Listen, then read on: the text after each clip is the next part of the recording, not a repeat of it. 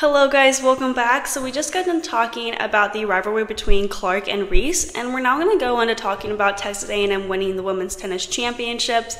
This was a huge win for them. I'm excited to get into the details of it. Before we start, I wanted to remind you guys to like and follow the show and to become a part of our show to tip and donate using the link gsmcpodcast.net. This also puts your questions at the top of the list so that I see them when they get read on the air. Once again, the link is gsmcpodcast.net.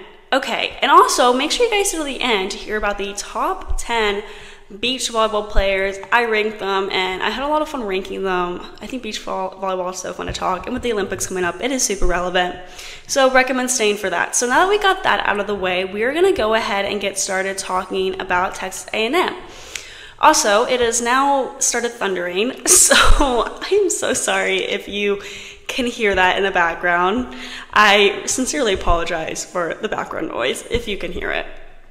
So the Texas A&M Aggies are ranked number 13th in the women's title, and this is the first ever time winning the championships. This is a huge moment for the women's tennis team. About a week ago, the Aggies number 4 seeding double team consisting of Mary Stoiana and Perez advanced to the round of 16 in the NCAA Tournament, while number 1 seeded Stoiana also reached the round of 16 in the singles bracket at the Greenwood Tennis Center. Stoiana continued her run of dominant singles performances in the second round, claiming her 15th straight singles victory over NC State's number 62, Anna, and I'm so sorry that I am pronouncing this incorrectly, Zirianova in straight sets, with the final scores in each match of 6-2 and 6-2, so she really did dominate that.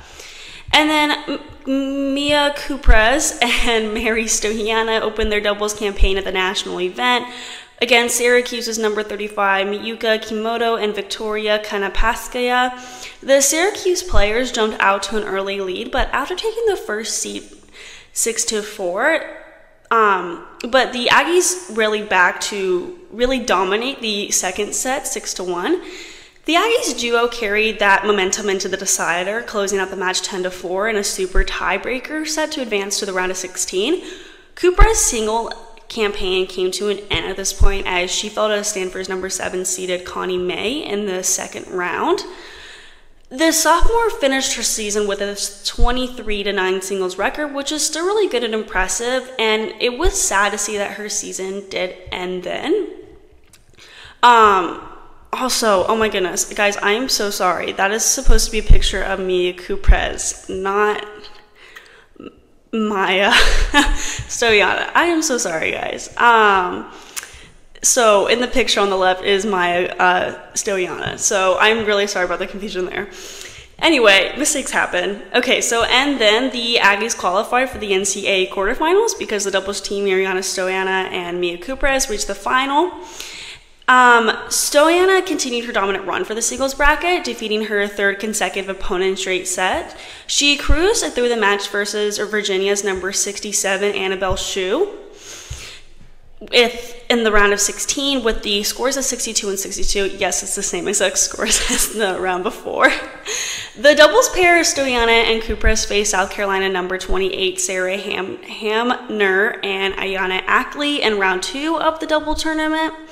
After dropping the first set 6-4, the Aggies bounced back with a stellar performance back to claim the second 6-1. The pair closed the Gamecocks out in the decider, outlasting them 10-8 in the super tiebreaker to secure a spot in the quarterfinals. Next, Stoiana added the 4th consecutive straight set victory in the singles bracket. She faced UC Santa Barbara's number 51, Amelia Honer, in the quarterfinals, downing her 7-5 and 6-4 to advance to the final 4. By then, she had won 17 straight singles matches and held a 38-3 record heading into the penultimate round. Unfortunately, though, at the quarterfinals, the double pair Stoiana and Perez fell to Tennessee number 11, Sofia Cabezas and Elsa Tomasi.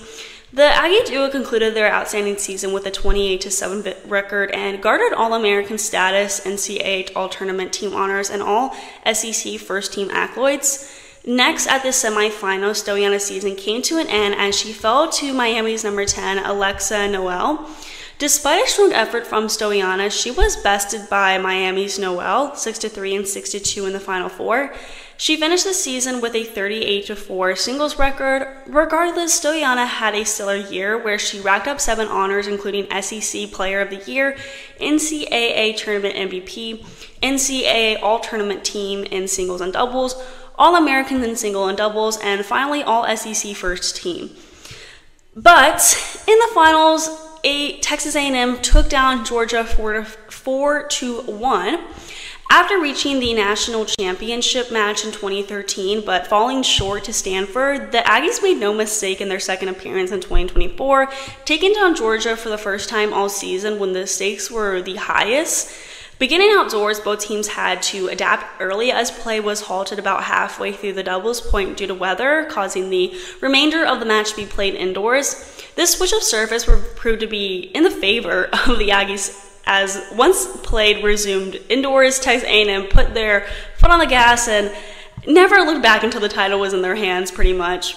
Using wins from the number 2 and number 3 doubles position, it would be Carson, Branstine, and Lucciana Perez winning 6-4 from the number 2 position, while Nicole Khirin and Jeanette Mireles earned a 6-3 victory from the number 3 position.